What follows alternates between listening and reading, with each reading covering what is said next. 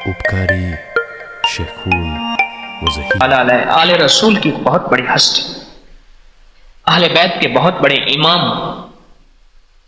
मूसा के साथ काजिम क्यों आया, जरा मैं ये थोड़ा सा नुक्ता बयान कर दूं। वल काजिमीनल गैज़, काजिम, क्योंकि मूसा नाम आखिरी दर्जे का जलाली है। वो सिर्फ उस वक्त के नबी का कमाल था जो इस जलाल को पी के जलाल के साथ भी उनका साथ जमाल चलता था।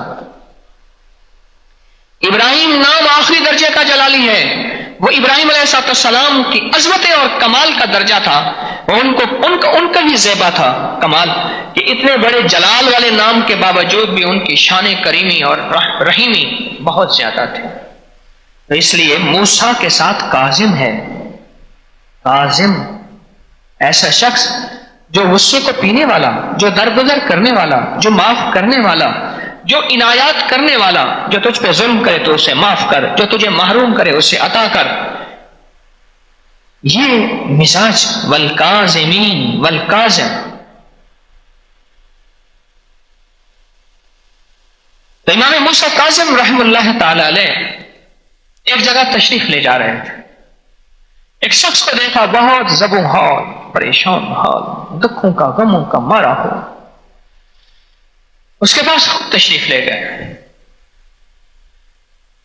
तो उसने देखा, वो ना पहचान सका कौन हस्ती है, कौन साहिब कमाल है, कौन आले रसूल अहले बैत के ताजदार हैं, वो ना पहचान सका। तो उससे पूछा, लगता है परेशान है। हाँ। कहा क्या परेशानी है? कहा मेरा सब कुछ लुट गया, मैं अपने इलाके का, अपने कबीले का सरदार था, मेरी बीवियां थी, मेरी औलाद थी, मेरा माल था, मेरी चीजें थी, मेरी दौलत थी, मेरा सब कुछ था, मैं अपने कबीले का सरदार था, लेकिन आज सब कुछ खत्म हो गया और हत्ता कि मैं अपना कबीला छोड़ने पर मजबूर हो गया। तन्हाई की जिंदगी गुजार रहा हूं, तन्हाई की जिंदगी। तो हज़रत इमाम मूसा काज़िम रहमतुल्लाह ताला अलैह ने देखा और देख के फरमाने लगे, क्या हुआ तुझे? बोले मेरे पास सब कुछ, माल, चीजें, नेमतें थी, सब कुछ था, सब लुट गया। गुर्बत की भी होती है अजब सुबह अजब शाम, करता है सफर जब काफिला राहत तो आराम। राहत तो आराम का काफिला को सफर कर जाता है, राहत तो आराम होती नहीं। तो पूछा, तुझे क्या महसूस होता है कि तेरी पकड़ किस चीज पे हुई है? तुझे क्या महसूस होता है? आप कौन है? इतना गहरा सवाल करने लगे हैं और मेरे दिल की बातें आप बूझने लगे हैं। आप कौन हैं? और मेरा नाम यह है। खड़ा हो गया, उसने आपका हाथ चूमा, पेशानी को बोसा दी और इज्जत और इकराम से बिठाया। अजीब बात कही, कहने लगा, मैं जिस दिन से जवाल में आया हूं, मैं एक दुआ कर रहा था कि या अल्लाह, सुना है कि इमाम मूसा काज़िम जिसको दुआ दे दें उसके बेड़े पार हो जाते हैं, कभी मुझे उनसे मिलवा दे, वो पता नहीं कहां रहते हैं, या मुझे ऐसी ही कोई तेज रफ्तार सवारी दे दे और जिसको सिमतों का भी पता हो, या अल्लाह मैं उन तक पहुंच जाऊं और उनसे दुआ करा दूं तो मेरे काम बन जाएंगे कि मुझे सहल हो गई मंजिलें कि फिजा के रुख भी बदल गए, तेरा हाथ हाथ में आ गया तो चराग रह के भी जल गए। रो पड़ा, कहने लगा कि दुआएं रायगान नहीं जाती, दुआएं जाये नहीं जाती, दुआएं असर करती। शायद ने फिर सवाल किया, तेरा क्या ख्याल है, तुझे सवाल किस चीज पे आया? कहा कि एक कब्र थी मेरे घर के करीब, उसके साथ मैदान था, मैंने अपने घर को वसी करने के लिए उस कब्र को खत्म किया, उस मैदान पे मैंने दीवार दे दी और मैंने वहां बेल बूटे लगा दिए और घर को मुज़य्यन कर दिया। मेरे दोस्त आते थे, मैं वहां उठता बैठता कह के लगाता था। एक रात मैंने ख्वाब देखा कि बहुत बड़ा मजमा है और वो कहता है कि तू हमें रौंदता फिर रहा है और हम में से कुछ लोग ऐसे भी हैं जिनकी इबादत में खलल होता है, जिनके जिक्र में खलल होता है, जिनकी तस्बीह में खलल होता है, कुछ लोग ऐसे भी हैं। मैं पूछा, कौन है आप? कहा, ये सारा कब्रिस्तान है और कुछ निशान बाकी थे, बाकी खत्म हो गए और निशान असल नहीं है, ہم تو نیچے رہ رہے ہیں، ہمارے گھر ہیں نیچے، ہماری رہائش ہے نیچے، اور تو نے یہ کیا کر دیا؟ تو وہ جگہ چھوڑ دے، تو وہ جگہ چھوڑ دے۔ کہا کہ میں نے خواب دیکھا اور میں نے خواب کو خواب ہی سمجھا، اور سمجھا کہ یہ خواب ہے یا خیال ہے، بس میں نے خواب کو خواب ہی سمجھا اور میرا خواب ہو گیا۔ بس کچھ ہی عرصے کے بعد مجھے زوال آنا شروع ہوا۔ تؤتی الملک من تشاء وتنزع الملک ممن تشاء وتعز من تشاء وتذل من تشاء، بس ایسے زوال آنا شروع ہوا، اور ایک پل میں میری زندگی زوال میں چلی گئی، اور اب عالم یہ ہے کہ میں ٹکڑے ٹکڑے کو محتاج ہوں، اور گھونٹ پانی کا محتاج ہوں، اور زندگی کا محتاج ہوں۔ آپ میرے لیے دعا نہیں کر دیتے؟ شیخ نے فرمایا میں تیرے لیے دعا کرتا ہوں، اور ایک دعا بتاتا ہوں تو پڑھا کر، اور پڑھا کر اللہم اغفر لی ولوالدی وللمؤمنین والمؤمنات والمسلمین والمسلمات۔ اس نے کہا کہ میں نے وہ جگہ خالی کر دی ہے لیکن زوال ختم نہیں ہوا۔ فرمایا لگتا ہے کہ ان فقراء، ان درویشوں کی ناراضگی ابھی ختم نہیں ہوئی۔ ہم پتہ نہیں کس انداز سے کوئی کوتاہی ایسی کر بیٹھتے ہیں، اس بندے کو کس طرح ہماری زبان کے بول ڈس لیتے ہیں، ہماری نظروں کے تیر کھا جاتے ہیں، ہمارے قدم ایسے اٹھتے ہیں کہ اس کی طرف نہیں اٹھنے تھے، ہمارے ہاتھ، ہماری انگلیاں ایسی اٹھتی ہیں کہ اس کی طرف نہیں اٹھنی تھی۔ اور میں سمجھتا ہوں کہ پھر بھی اگر ہمیں روٹی مل رہی ہے وہ دو وجہ سے مل رہی ہے، ایک استغفار کی وجہ سے کہ ہم استغفار کر رہے، ایک اس وجہ سے کہ ہم لوگوں کی خیر خواہی چاہ رہے۔ اللہم اغفر لی ولوالدی، اللہ لوگوں کی مغفرت کر دے۔ اب اس میں ایک چیز آئی ہے اس دعا میں، جو نقطہ میں آپ کو بتانا چاہتا ہوں، جس میں دل کا ٹھنڈا ہو جائے۔ درود پڑھیں۔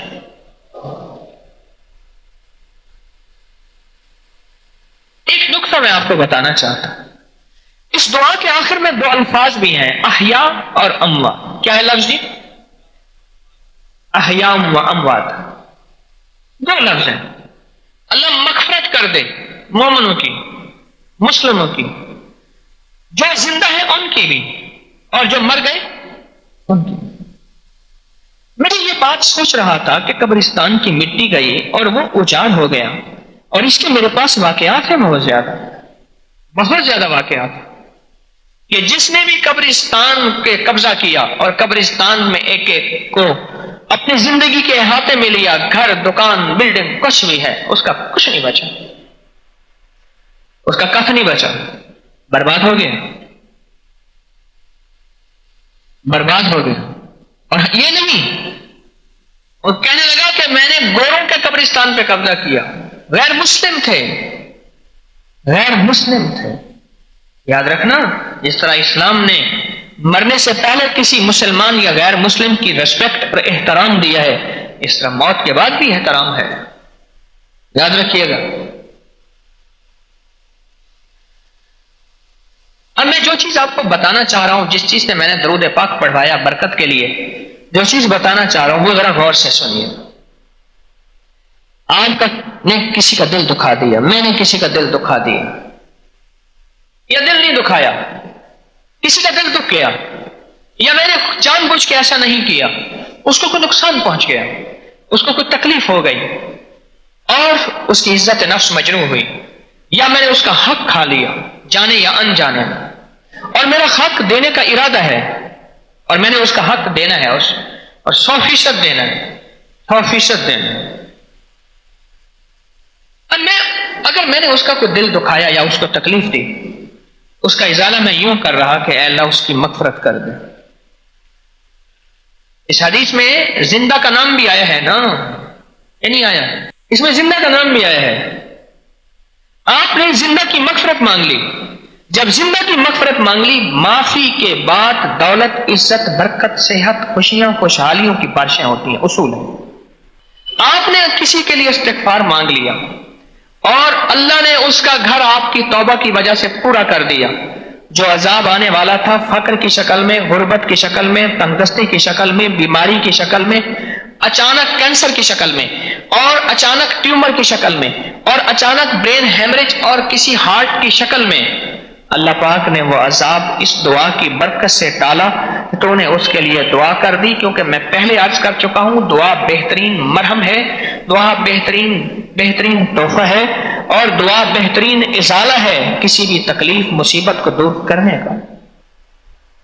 تو حضرت امام موسیٰ کاظم نے فرمایا تو ایسا کر، اس دعا کو پڑھ اور بہت زیادہ پڑھ، تیرے پر خوشحالی کے اللہ دروازے کھولے گا، تیرے پر راحت رحمت اور برکت کے اللہ دروازے کھولے گا، اور تیرے ساتھ اللہ عافیت عطا فرمائے گا۔ سفر میں تھے، تشریف لے گئے، کئی عرصے کے سفر کے بعد پھر لوٹے تو خیال آیا یہاں ایک مفلس بدحال پریشان شخص ملا تھا، لیکن وہاں دیکھا تو وہاں تو ایک بہت بڑی حویلی، بہت بڑا محل اور بہت بڑا گھر بنا ہوا۔ تو پوچھا کہ یہاں ایک صاحب رہتے تھے ایسے، تو انہوں نے کہا جی وہ آپ مفلس نہیں ہیں، تنگ دست نہیں ہیں، بہت خوشحال ہیں۔ اچھا تو اس سے ملاقات ہو سکے گی؟ انہوں نے کہا جی اس کی ملاقات کے لیے پہلے اس کے غلام سے رابطہ کرنا پڑے گا، اور پھر اس کا غلام اطلاع پہنچائے گا، اور پھر آپ سے ملاقات ہو سکے گی۔ تو تشریف لے گئے، غلام سے عرض کیا کہ میرا نام موسیٰ ہے، اور میرا تعلق آل سے ہے، آل مصطفیٰ سے، آل نبی سے، ان سے جا کے کہے۔ اور جب اطلاع ملی تو اندر سے دوڑا ہوا آیا اور گلے ملا، خوب چوما اور لے گیا اور بڑی مسجد پہ بٹھایا۔